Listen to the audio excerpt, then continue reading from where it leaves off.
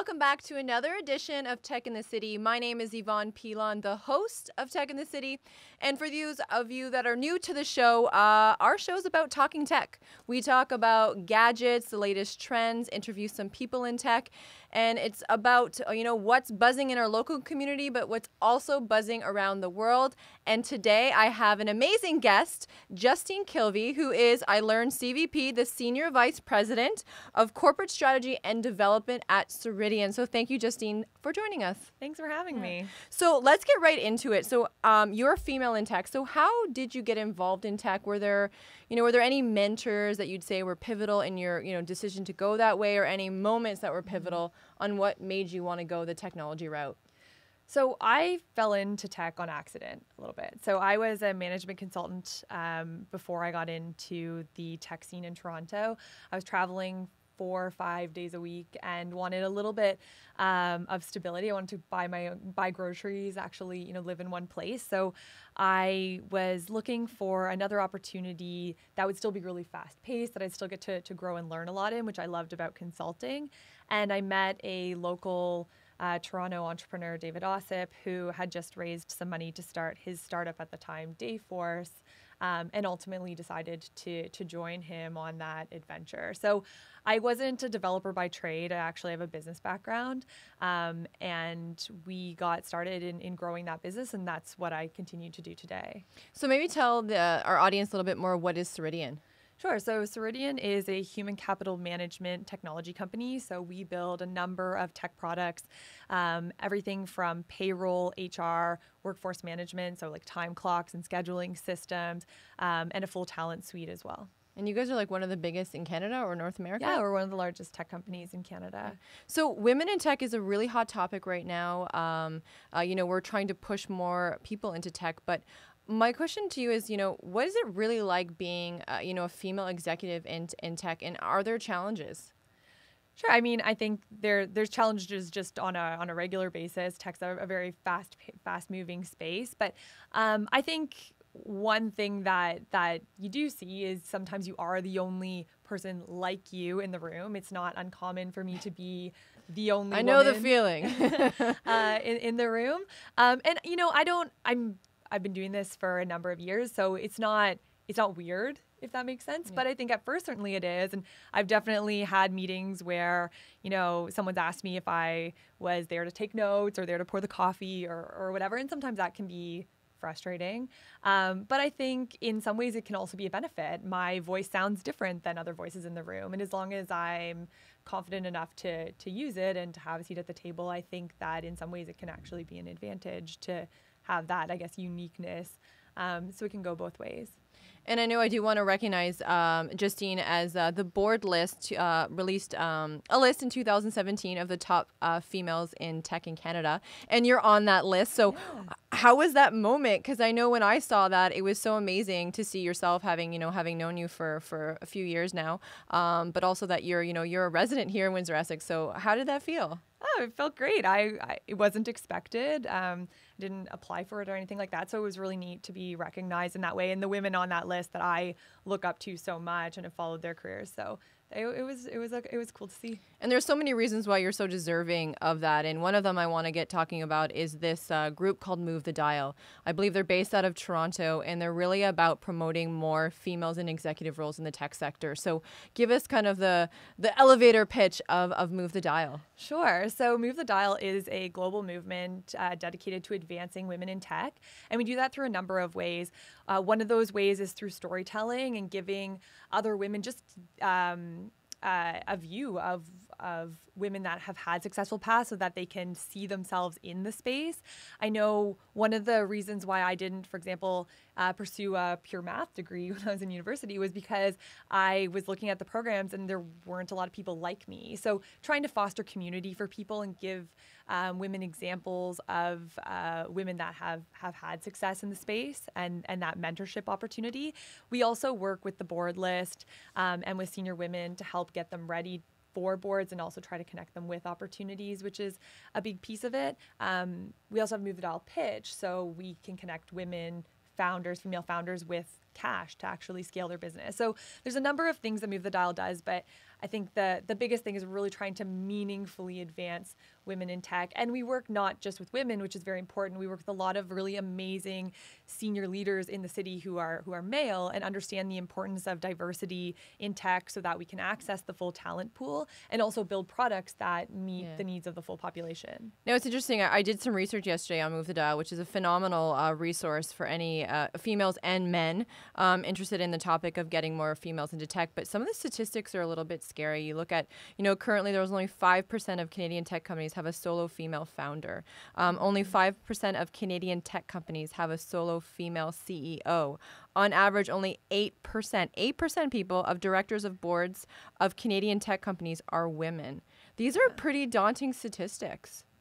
Yeah, I mean, when you look at them on paper, I know when we first released the report, it is a bit shocking and certainly a little saddening to see. But I think we also in that report had some encouraging statistics too, like for companies that do have a female leader or female leaders on the executive team, they're more likely to have female board members and other female leaders within the company. So I think even just what we feel with Move the Dial is even just getting, a couple female leaders will get more. So there are ways where if we focus our resources, we can move the dial over time in a broader organizational sense. It's a great organization. And it's funny, I want to talk a little bit later maybe about unconscious biases that we have. But I remember doing a presentation and I Googled, I just wanted some, pictures of top level tech executive or CEOs. And if you can imagine what Google results came out, it was like Mark Zuckerberg, Elon Musk, Richard Branson, when in fact, a lot of people don't know that the CEO of IBM, Yahoo, YouTube, the COO of Facebook are all female leaders. So there are some amazing leaders we can look up to. And I think, is there any advice you have? And I always said it's about storytelling, is getting those stories told more often and, and having more presence. I heard, just recently, the Consumer Electronics Show in Vegas, there's still a lack of females on panels, on, keynotes, even on the floor. What can we do to change that? Any thoughts? Yeah, so I mean, there's a few things. One of the things that we've been really excited about, and we've seen a lot happen, particularly in Toronto and beyond, is a lot of the male leaders stepping up and saying, look, there's no reason why this panel should be all male. I value diversity. John Tory made the pledge to not take speaking engagements where there wasn't female representation. And I think that having men take the lead on that can be really helpful.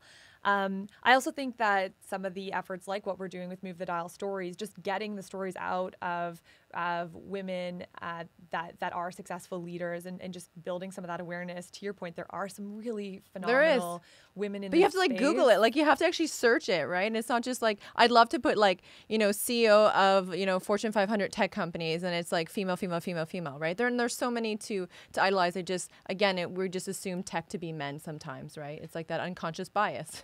Yeah. And I think there's a lot of efforts going on right now to try to change the face of that. And to me, the biggest thing that we can do is encourage leaders, especially leaders that are not women, to help to be supportive of that, particularly when it's a speaking engagement or other engagements, and encouraging the different things that they're involved in when they are out in the media or in press to include women. So we just learned yesterday or just recently about Amazon not choosing Windsor, Detroit. I know it was an unfortunate situation, but again, as I mentioned, it was a great exercise for the community to really learn what we're good at, what we can do, what we're capable of. But one of the challenges that Windsor had, and Amazon did come out to say, is the lack of talent here. So if we focus on women in tech, so what can we do? And, if parents are listening or teachers are listening or just people like myself who are in, leadership roles in economic development or whatever it may be, what can we do to get more, tech talent and specifically women? Yeah, it really starts with exposure. I had never been exposed to coding through my schooling, so the likelihood that I was going to choose that as a university path or a career path was very low. I think making sure that we have, teachers and parents that have had access to, whether it's robotics or learning to code classes and things like that, just so that they have the confidence in turn to expose our children to it is extremely important. I don't think you have to be an expert. There's tons of content available online. Obviously, there's also lots of great tech leaders in the city that people could invite into their classrooms or extracurriculars. Activities to give people exposure, but I think exposure primarily just so that young people grow up understanding what's possible. Obviously, I'm an advocate of learning to code being a part of the curriculum. I think that's extremely important. And then I also think praise for girls. We give girls a lot of praise for being good, or being beautiful or pretty or princesses or whatever. But I think just telling girls that they're really fantastic at math, or you'd make a great engineer, or you could be an astronaut, or you would be an amazing CEO. I think just giving people some of the positive confirmations about what's possible for them, and highlighting skills that they have in lights that I think we traditionally attribute to men, just open up what's possible to women. I often hear the argument, well, women don't go into tech because they don't like to. They prefer careers more like akin to nursing or teaching. And in many individual cases that may be true, but I don't think we give them the opportunity to see themselves in the light of more technical roles as being successful. And we're all more apt to do things we think we'll be successful at. And I think mentorship is so important. I know, like, even in my role now, you see people like, I forget her name, but she was at the Build a Dream conference. Her name slipped my mind, but a very amazing woman who was the keynote, and she wanted to be an astronaut. And just seeing her journey was just absolutely amazing, and it inspired me. And I can imagine if I was younger and I saw a female doing that, there's like that, like, I can be that too. A new program just launched called Technovation, which is getting, again, young high school students involved in coding and app development. And then you have First Robotics, which, again, we have our first all girls team here locally, which is just awesome, pretty amazing. But in terms of women, and this is something I remember reading as Sheryl Sandberg, the COO of Facebook, her book Lean In, and it's something that it's kind of goes back to this unconscious bias that sometimes women kind of tend to stand back, right? Men kind of fake it till they make it, and then women don't do that. And I do also find, and I'm very honest in this, sometimes women aren't the best to women. It's almost like we're our own worst enemy. So do you see that? Do you feel that like I do sometimes? Yeah, I think some of it is a bit of a scarcity thing versus approaching things from a place of abundance. And I've actually, there's a lot of good studies. McKinsey did a really great study that talked about when there's only one. Like when there's only one woman, when another woman comes in, it's kind of like, oh, well, now there's, well, is it me against her? But if you have three, then it's cool because now you're just part of the group. So I think in many executive teams, you'll see there's only one, maybe two, and then it's more about the individual versus the group. So it takes a little bit more to get to kind of true diversity. And I do think that tends to pit people against each other a little bit, even though they're well-meaning and they don't mean to be. But it's devastating. Like women that don't help other women out is rally behind each other, people. I mean, it's such it seems like a no-brainer, right? But I have heard that in the past of people, well, if I was the token woman and now I'm not, so what does that make me? But no, I mean, we all, I would celebrate the day that we're 50% of our executive team is women. That'd be awesome. So if a young girl came up to you and asked you kind of for some tips or advice on, I want to get into the tech sector, what kind of advice would you give her? Well, I think first it depends on what she wants to do, right? So one thing I'd point out about the tech sector, people are like, oh, tech, it's all about coding, which, that is engineering is the core of the product building. But like any sector, there's sales, there's marketing, there's HR, there's strategy, there's finance, there's operations, there's a lot to these businesses. And I think that if you want to get exposed to the space and you're already in a marketing role or something, it's actually not such a big leap to do marketing for a CPG or something and then transition to marketing for a tech company. When it comes to coding, obviously there's really fantastic courses online. There's also my friend Melissa runs Canada Learning Code, phenomenal organization who runs kind of day programs, or you can bring them into your organization. So I think there's lots of ways to just get exposure enough that it's not daunting. But like any space, my advice to a young woman who wants to get into the space is to speak to people that are in it, and get a sense of what their daily life is really like, and if it's a good fit for you. One thing I love about the tech sector, particularly in Canada, is it is very community oriented. Sure, we may compete with each other, but not really. Like, I think everyone helps each other out quite a lot, and generally very willing to take your call or show you around or anything like that. A lot of it comes down to confidence, kind of to your point before about how women undersell themselves or, won't take a role until they know they're going to get it.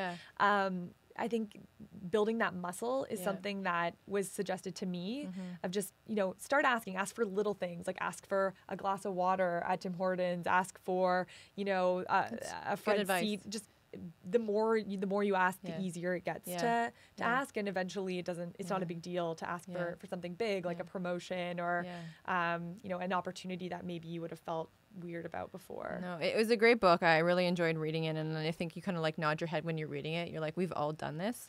So we're talking tech. So, and like you said, tech isn't, everyone just thinks of coding, and it's so much more. I mean, it's, there's tech in agriculture, there's tech in medical, there's tech in automotive. So there's just so many elements. So is there any technology that you're super excited about? Certainly excited about AI.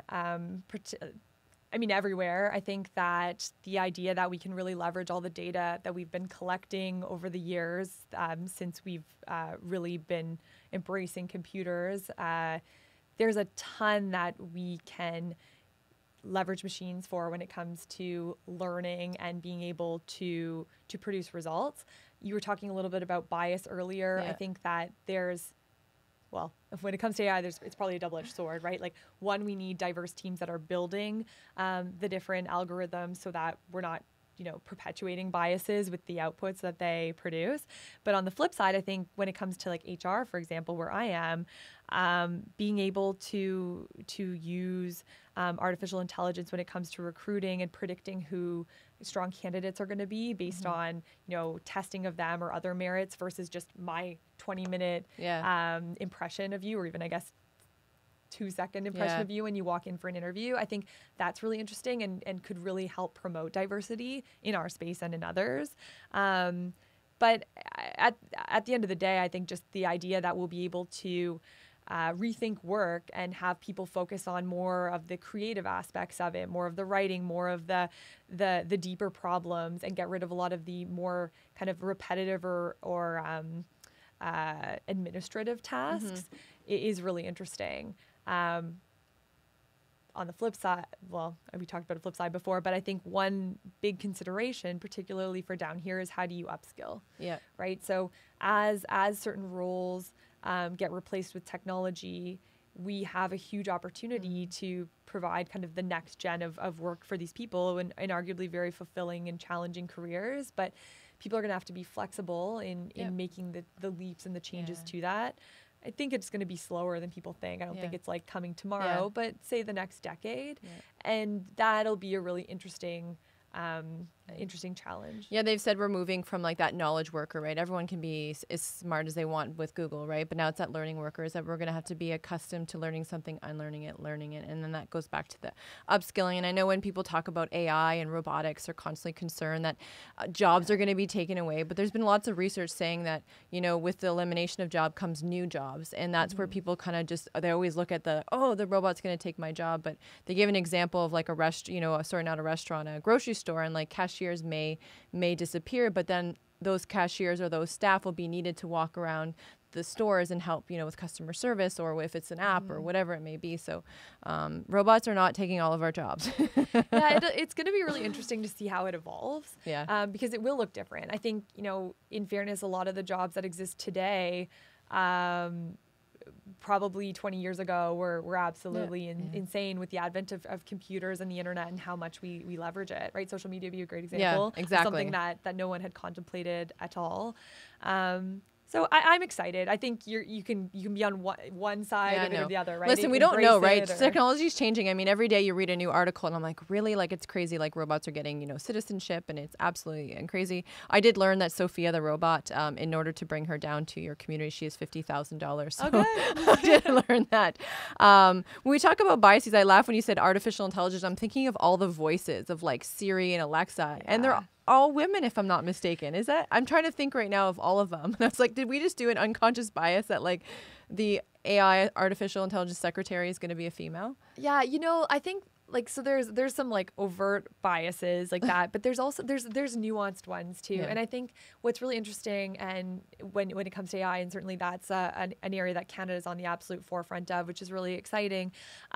It's really important that the teams that are building the algorithms that power the tech are diverse, so that the outcomes, which can be very nuanced, are ones that reflect the entire population. There is a risk that when you have a bunch of 20-year-old white guys or whatever it might be building something that the outputs are going to favor what they would expect, and I think that can leave a number of groups behind. So there's some really interesting organizations. Siobhan, last name escapes me right now, working with.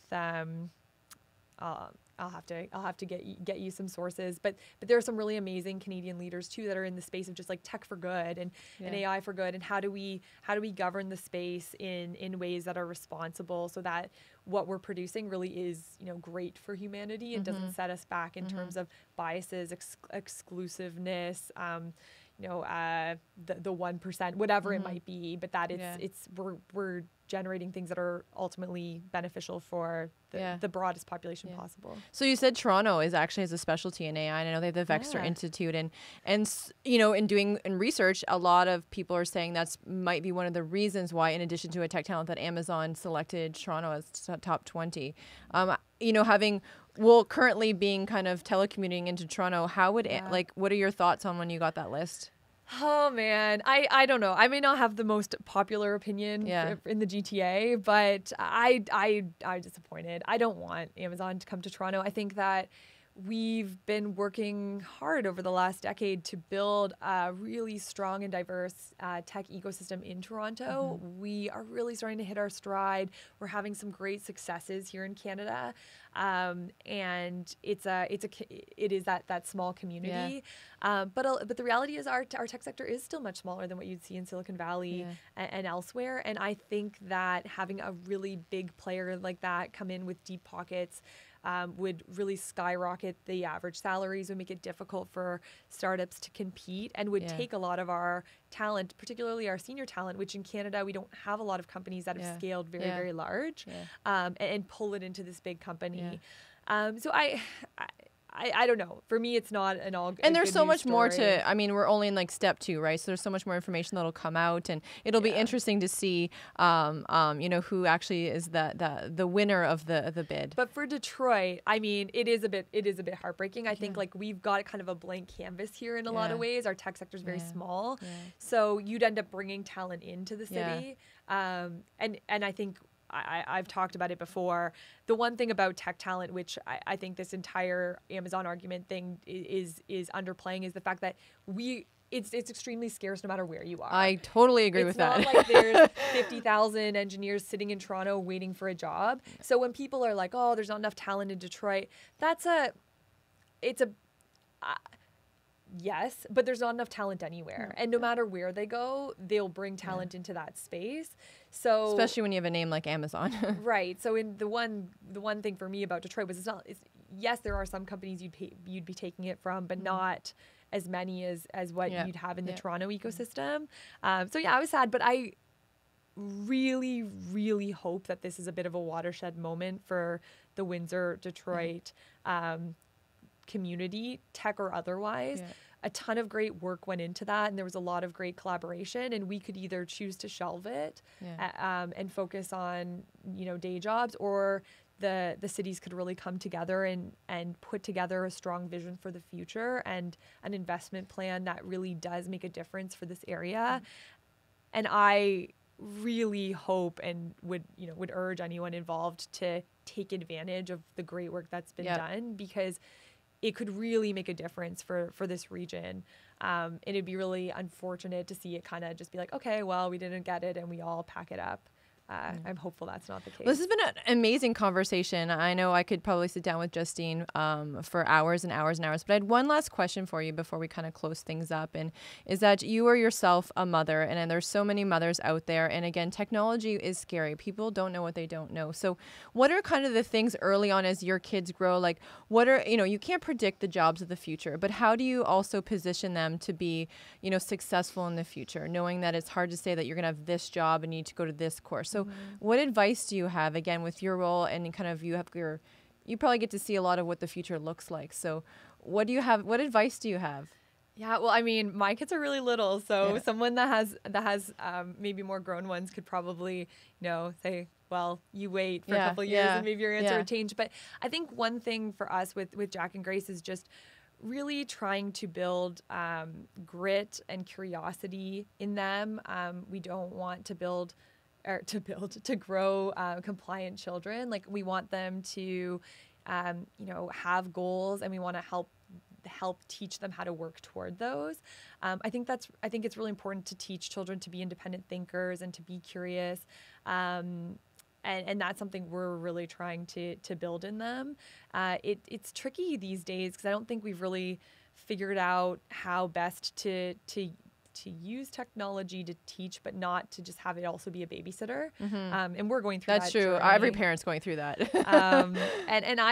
There's so much media you can consume, but we want to really focus the children on using it to learn and to accomplish different goals.